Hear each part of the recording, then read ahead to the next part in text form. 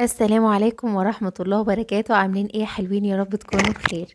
هنعمل النهاردة الوصفة بتاعتنا رز حبة وحبة. ده طبعا حاجة كده من التراث قديم جدا، وصفة قديمة يعني، وبتليق جنب اي اكلة. يعني ينفع تعمليها جنب كبدة، جنب بانيه، جنب طبيخ عادي، مفيش مشاكل. بتليق جدا وبيكون طعمه تحفة. شايفين الرزاية الصفراء؟ تحسوها كده دهب مش رز. طعمه تحفة وريحته جميلة جدا كمان. ده كنت عاملاه كده جنب طاجن كبدة في الفيديو، تقدروا تقدموه جنب اي حاجة.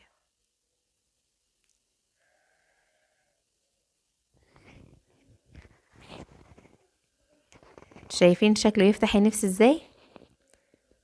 يلا بينا بقى نشوف الطريقة. تيجي نشوف الطريقة. تعال. هجيب حلة على النار فيها معلقتين زيت على معلقة سمنة او على حسب المادة الدهنية، وهنضيف نص كمية الرز اللي انت هتستخدميه، وهتفضلي تقلبي فيه كده لحد ما هياخد اللون الذهبي اللي انت شايفاه ده كده. مش المفروض ان هو يغمق عن كده معاكي. تمام، يعني لو هتعملي نص كيلو رز، يبقى هتحطي الربع كيلو هتحمريه، والربع وهتنزلي بالربع التاني. لو هتعملي كيلو هتنزلي بالنص تحمريه، وتنزلي بالنص التاني عليه. ده كده نص الكمية بالظبط. حمرتها بقت باللون الذهبي اللي انتوا شايفينه الجميل ده، وبعدين نزلت بنص كمية الرز التانية مغسول. وعلى فكرة الرز وهو بيتحمر في الاول مش بيكون مغسول، تمام. تنزلي بيه ناشف كده عادي. اديتهم بقى تشويحة مع بعض كده على النار، تقليبتين كده مع بعض.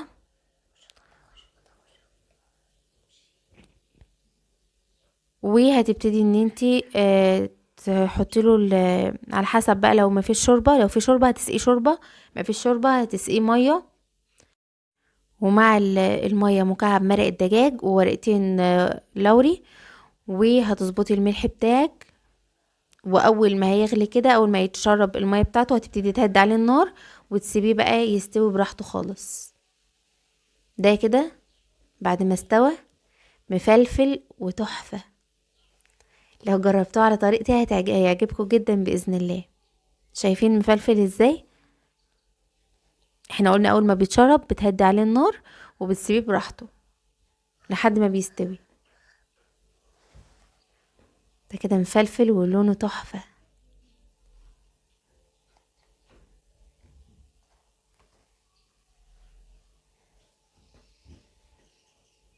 تقدميه بقى جنب اي حاجة كده وبألف هنا على هيجربها بإذن الله الوصفة دي. واشوفكم في فيديو جديد ووصفة جديدة بإذن الله، والسلام عليكم ورحمة الله وبركاته.